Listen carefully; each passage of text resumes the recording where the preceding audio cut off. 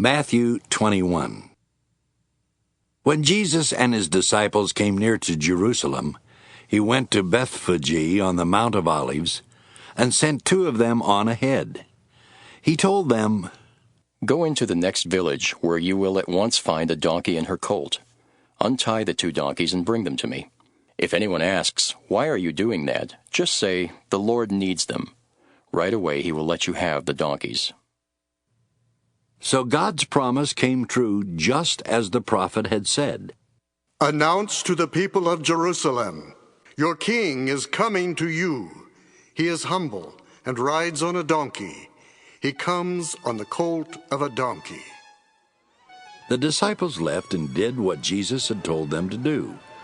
They brought the donkey and its colt and laid some clothes on their backs. Then Jesus got on. Many people spread clothes in the road, while others put down branches which they had cut from trees. Some people walked ahead of Jesus, and others followed behind. They were all shouting, "Hooray for the Son of David! God bless the one who comes in the name of the Lord! Hooray for God in heaven above!" When Jesus came to Jerusalem, everyone in the city was excited and asked, "Who can this be?" The crowd answered, "This is Jesus, the prophet from Nazareth in Galilee."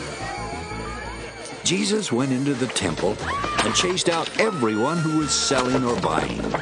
He turned over the tables of the money changers and the benches of the ones who were selling doves. He told them, "The scriptures say, 'My house should be called a place of worship,' but you have turned it into a place where robbers hide."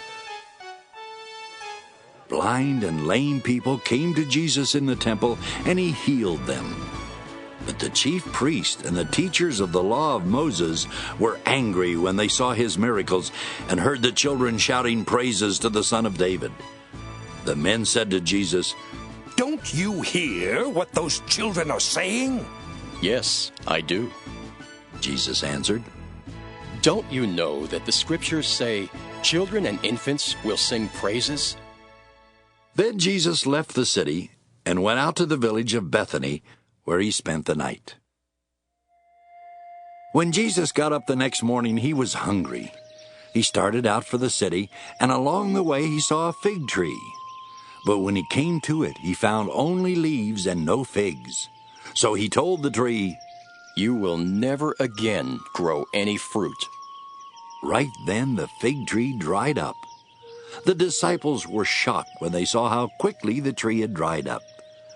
But Jesus said to them, "If you have faith and don't doubt, I promise that you can do what I did to this tree. And you will be able to do even more. You can tell this mountain to get up and jump into the sea, and it will. If you have faith when you pray, you will be given whatever you ask for." Jesus had gone into the temple and was teaching when the chief priest and the leaders of the people came up to him. They asked, "What right do you have to do these things? Who gave you this authority?" Jesus answered, "I have just one question to ask you. If you answer it, I will tell you where I got the right to do these things. Who gave John the right to baptize? Was it God in heaven, or merely some human being?" They thought it over and said to each other, "We can't say that God gave John this right. Jesus will ask us why we didn't believe John. On the other hand, these people think that John was a prophet, and we are afraid of what they might do to us.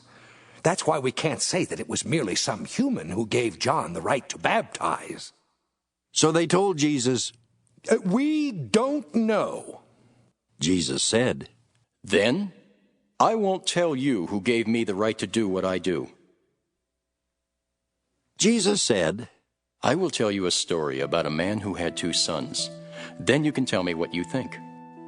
The father went to the older son and said, 'Go work in the vineyard today.'